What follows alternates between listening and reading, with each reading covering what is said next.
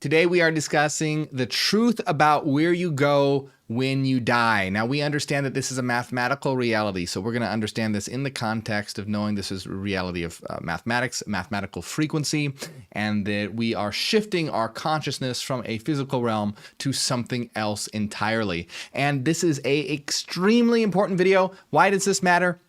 Because what you understand about death changes how you live your life. Think about it. If you believe that you just die and decay in the ground and there's nothing else, it's just complete and total non-existence, well, if that's the case, you're a lot less apt to work on actualizing yourself and helping to transform the world because, well, why would you do that if everything is just gone and done when you're dead? However, if you know that, let's say, reincarnation is true and you're going to relocalize again, you're a lot more apt to work on your progress because you know it's going to be saved, so to speak, and that this world you're preparing yourself for the future as well. If you believe that when you die you're going to go to heaven, well, you're going to be obsessed with trying to get into heaven and avoiding hell. What you believe about death changes what you believe about life, and we want to understand how we know or can get a very good idea, at least, of what happens when you die based on an understanding of this being a mathematical reality and a reality of frequencies. So before we can really dive in and understand what we know or how to understand what happens when we die, we have to understand what reality is. We have to understand what reality is and why we're here. Because if we don't understand what reality is and why we're here, we can't really talk meaningfully about what happens when we die because we don't have a context in which to talk about it. And that's very important to have that context. So a lot of you familiar with my channel probably have heard me talk about the nature of reality. So the nature of reality is that this is a reality of reason.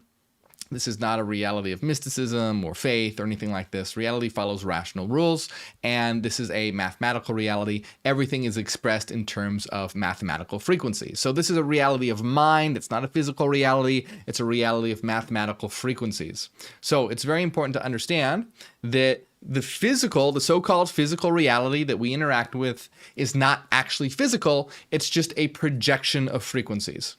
So it's built up from frequency patterns. So everything around you appears to be physical, seems to be physical, but isn't actually physical. It is just a complex of frequencies that give rise to the experience of physicality that we have.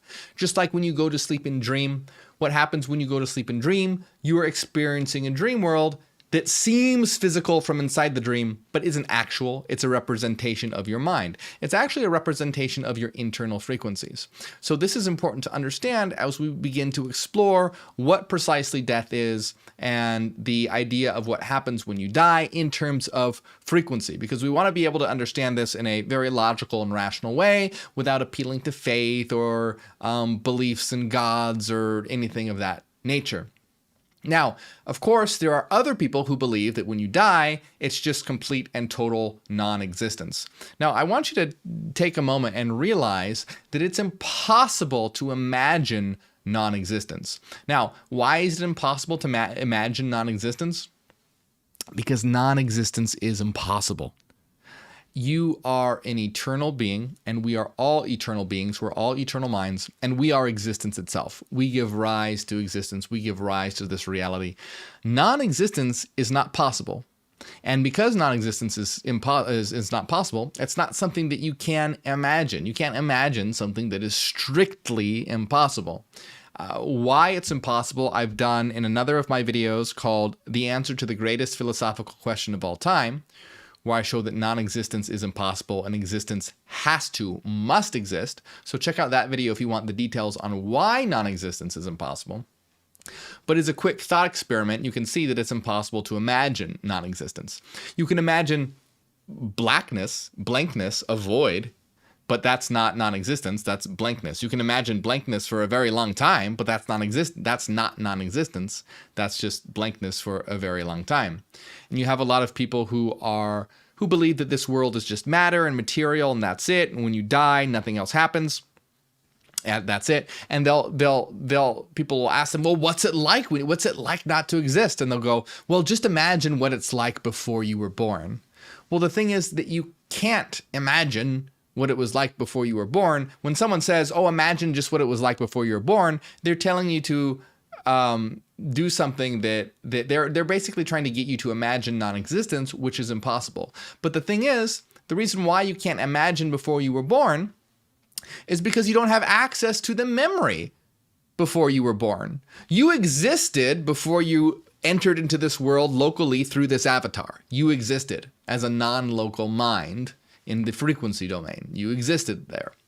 But you don't have access to that memory. Why? Because the human body and avatar and brain filters useless information out and focuses only on information relegated to the survival. It has evolved to do this to survive on this planet. So evolution has evolved to filter your information that you have access to survival. And remembering all your past lives is not relevant to your ability to forage for food and procreate and defend yourself from predators, etc. It would hinder that because you'd be busy thinking about all this superfluous information and, the tiger would eat you or whatever. So, there's this big fallacy here. And the fallacy is the absence of memory is not absence of existence. Just because you can't remember before you were born does not mean that you didn't exist. It means that you can't remember it. You also can't remember what you were doing January 5th at 3:45 p.m. in 2012. But you obviously existed January 5th, 3:45 p.m. in 2012. So just because you can't remember something, just because you don't have conscious access to those memories, doesn't mean that that's sort of evidence for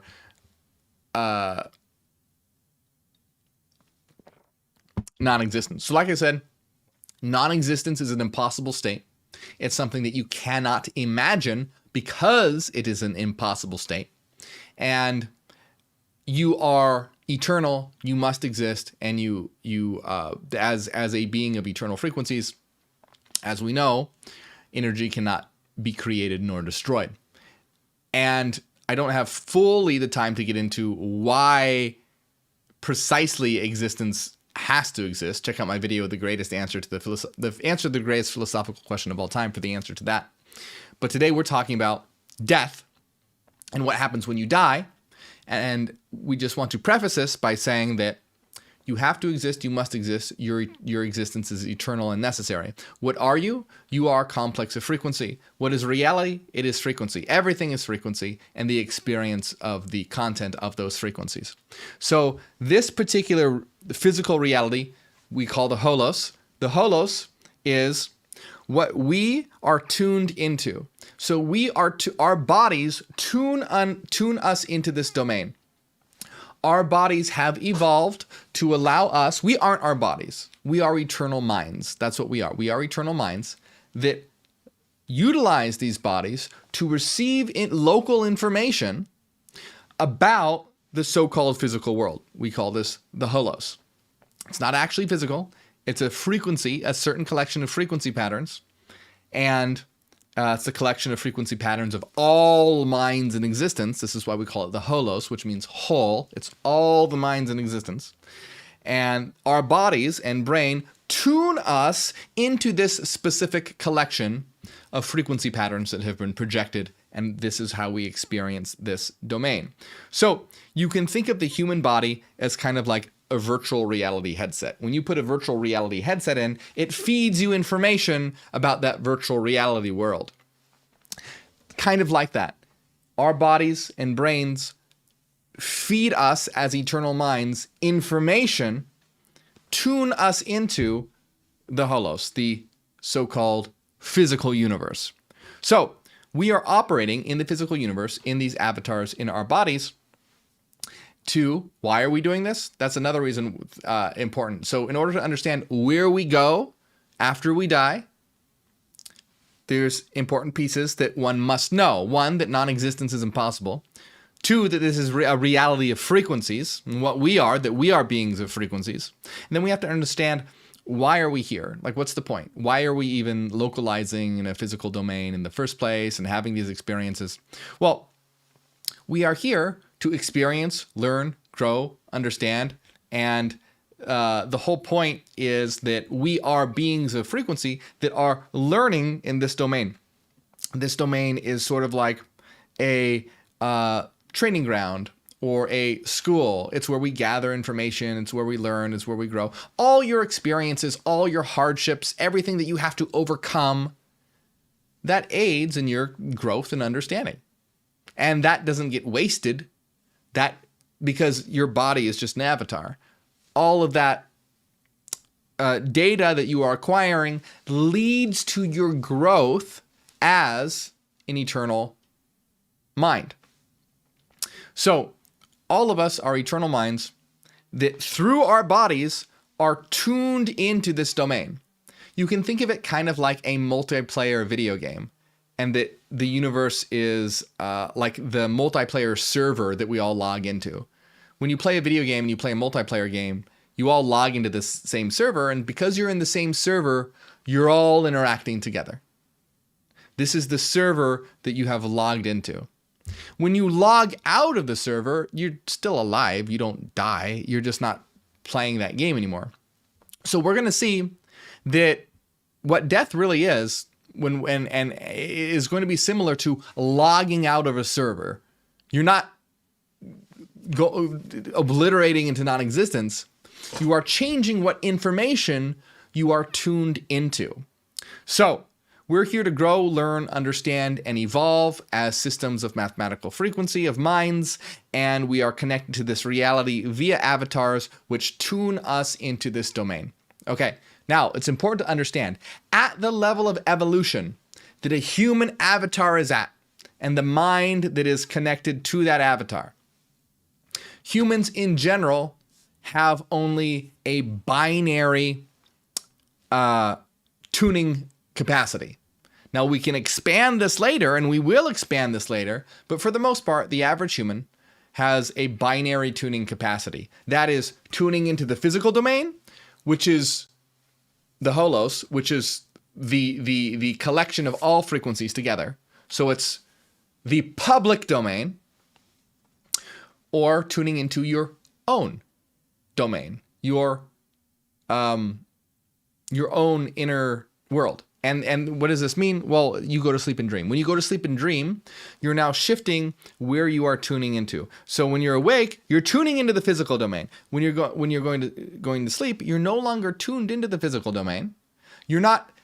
When you're awake, what are you doing? You as a mind are receiving external stimuli through your senses, and what your mind is doing is experiencing and conceptualizing and ordering this into a coherent world that you are experiencing. So in essence, your mind takes this data and constructs this into a world that you're able to experience, in a sort of very Kantian sort of way.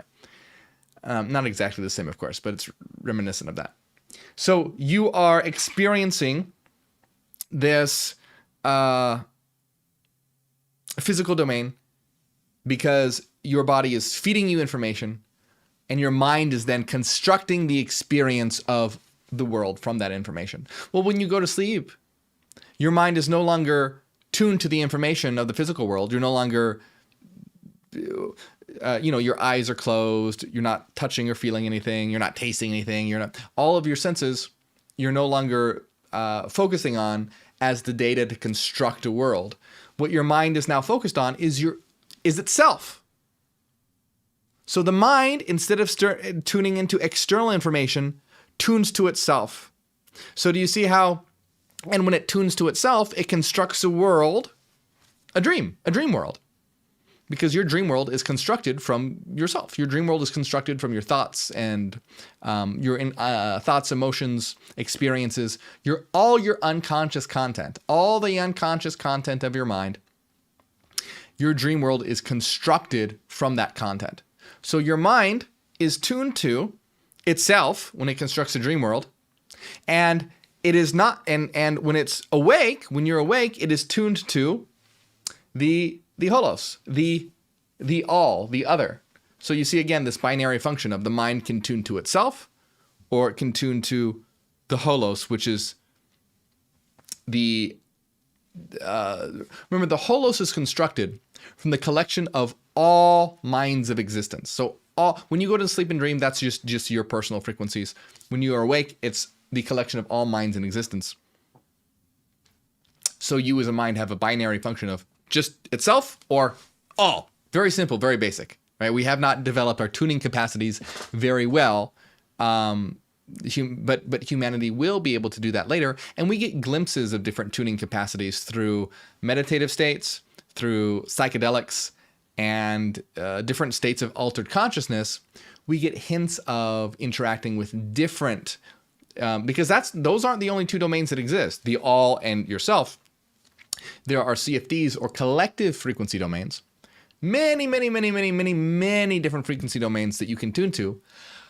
But that's a lot more complicated. You see, yourself and everything is very simple. It's just all that there is. The all, it's kind of like default, or yourself. Very, very simple. To tune into other domains starts to get a lot more complex, and requires more evolution and understanding, and both consciously and technologically, etc., to be able to do things like that. So, while we're connected to our avatar, we're either tuned into the holos or our own inner space. But the thing is that in both cases, whether we're tuned to the holos or our own inner space, our mind is being filtered by the brain.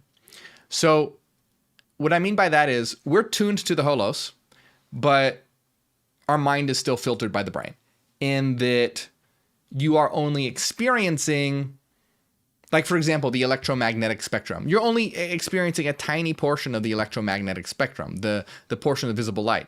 There's all kind of X-rays and gamma rays and radio waves all around you that exist, but you're not experiencing them. They've been filtered out.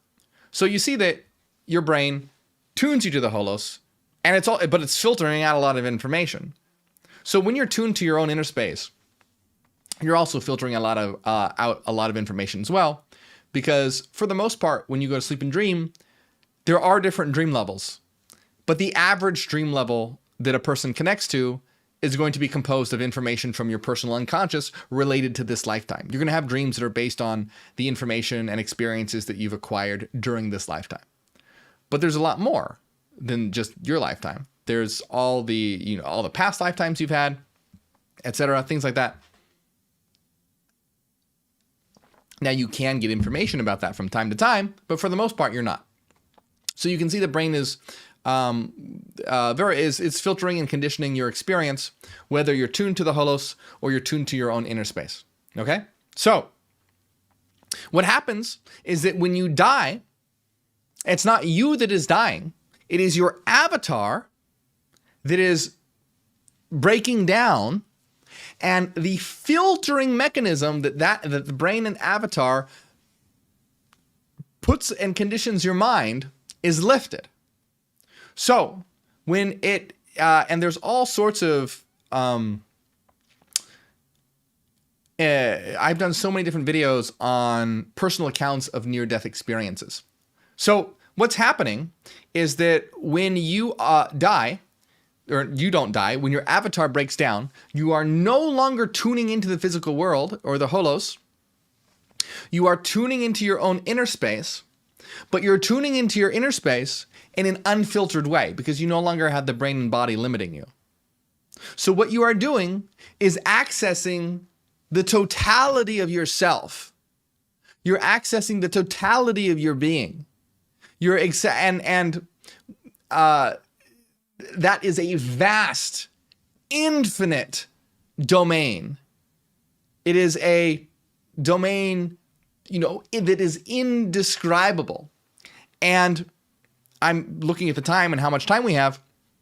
I've been wanting to talk about what that is like. We'll see if we have time to do that. I'm not sure. But you're tuning into here your own inner space. And the thing is that when you do this, it's going to feel or it can feel that this is a very odd thing to say. Okay, because it's likely that when you enter into this domain, you're not fully conscious. Like when you go to sleep and dream and you have a dream, you are not fully conscious. You are following the dream pattern. You're not lucid, at least. What I mean is you're not lucid. You're not aware that you're dreaming. So it's very likely that for most individuals, they're not aware that they died. Now, it's possible that some minds have evolved to a sufficient level to where they are aware where they died. But for most people, it's most likely similar to a dream state where one doesn't realize that they have died. Now, this is why we call this the death current. And the death current is the portion of your experience where you are being prepared to localize in another avatar, but it's a very unconscious kind of experience. But the thing is that this state of being is it's what you truly are. It's what you really are. So it's very likely that whether you are conscious or unconscious, it's very likely that this is a very satisfying experience or a more normal experience. This experience that we have is the more abnormal experience. It's like putting on clothes that are too tight because we're being filtered and limited and conditioned. And so when your avatar passes, you're taking all that off. And even if you're unconscious, even if you aren't conscious, even if you aren't consciously aware that you have died, it's still that element that you are more familiar with. You've spent more time in eternity being an eternal mind in your infinite fullness. You've spent only a limited time being in the tight confines of a human being. It's like being in a tiny little car and finally being able to get out and stretch your legs. Now, obviously, my avatar is still intact, but I will say that during my experiences on psychedelics, it's very, very much like this. So on psychedelics, remember, don't do anything dangerous or illegal. But on psychedelics, you get those glimpses of going beyond the limits. You're lifting the filter of the brain. So for anyone who knows what I'm talking about, you've had this experience, I'm sure, but you feel much more connected to who you truly are. It feels much more real than actual reality, or at least not actual reality. It feels much more real than so-called physical reality. It feels like you are waking up from a dream. It feels like you are waking up from a dream. It's like, I've explained this before. It's kind of that feeling of, oh, right, this is what we're doing. I can't believe I forgot that. And there's this very content feeling of feeling at home and what is, not being in this foreign place anymore. So it's likely that the death experience, being in the death current, is likely similar to this. Now,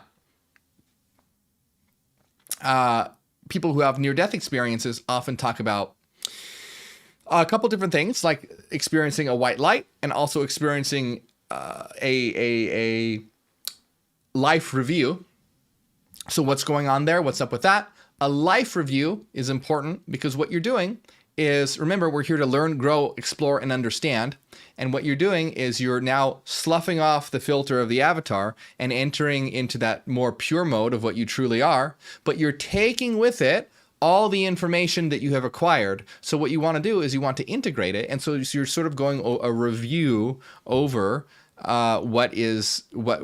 what were the most important, impactful experiences and things that have occurred in your life. So you're going to, go over all these impactful experiences in what is likely a process of preparing for integration into your mind, these elements that you have acquired.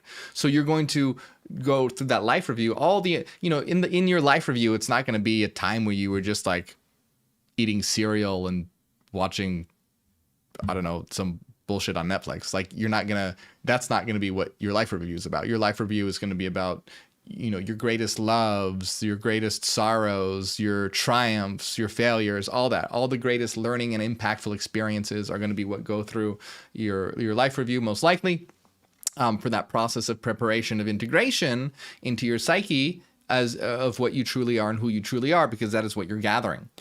Now, also, I just want to touch in as well, the white light. What is that white light that a lot of people talk about? Well, that is the very core of your being. This white light is the aspect of yourself that is true and total being. It is the unchanging aspect of yourself. You see, there's a lot of portions and pieces of you that are changing and transforming, but there's an aspect of you that remains the same, and that is the pure white light. Now, in terms of mathematics, these are known as basis waves, and these basis waves are sinusoids, and that's what makes everything up. So everything is frequency, everything are waveforms. You are complex of, you are a very complex wave function that's constantly changing, transforming, and evolving. But that complex wave function that is what you are is made up of simple waves that comprise everything. So, for example, if you think of a brick house, the bricks make up the brick house. If you think of like putting Legos together, you can think about putting Legos together and making all these different shapes and buildings and stuff, but they're composed of very basic building blocks. So you, as a wave function that is constantly transforming and evolving, is composed of basic waves known as sinusoids. Then that is the core of you from which everything else arises and depends. And that is very likely what that experience of that white light is, that very undifferentiated, unchanging, perfect white light is the aspect of yourself, which is the core, the source of you, your being, from which all change and becoming and transformation is derived and depends on. So, I'm looking at the time real quick and we don't have too much time. Tell me in the comments if you want me to do another video about this, describing more about the experiences. If you want a video that goes into more detail about this, let me know in the comments, okay? But I want to be clear about that death is not an end. Death is simply transition from one state of consciousness to another. That's what it is.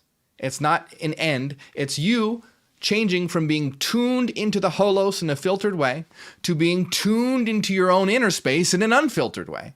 That's what it is. It's you removing the VR headset.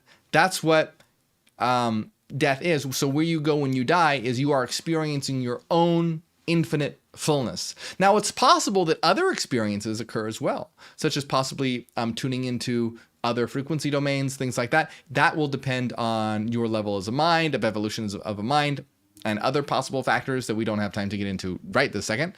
But the death is not an end. It is just a changing of where your consciousness or where your mind is tuned, going from tuning to an external state that is filtered and conditioned to an inner space state, but not even just like a dream, because it's an unfiltered totality of what you truly are. So lifetimes are just like different days.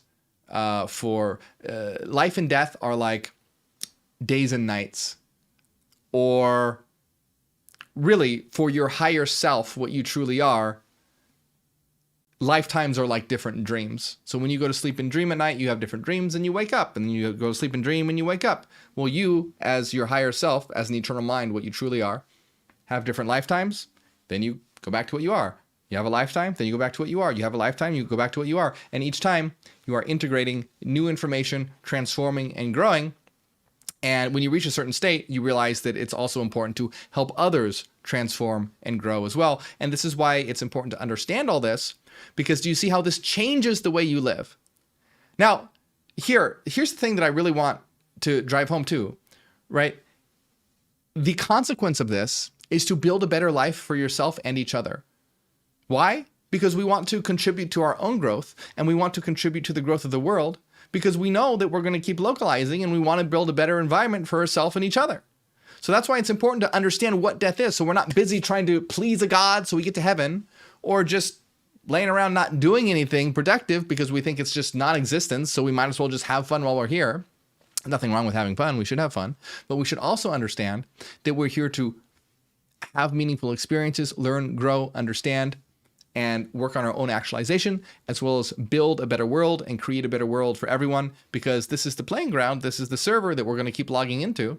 And so it's our prerogative to be able to make this a better place for ourselves and for everyone. This is why understanding this information is so important. Some people go, so what does it matter? Why do I give a fuck if this is a mathematical reality or a reality of frequency or where we go when we die? Because it changes how you live and it changes what the world will become. It has a direct consequence on our future experiences. So that's why it's extremely important to know the truth about where you go when you die. Now remember, even though we are eternal, it's very important to make sure that you are healthy and keep a healthy avatar. We are completely and totally against suicide or anything like that.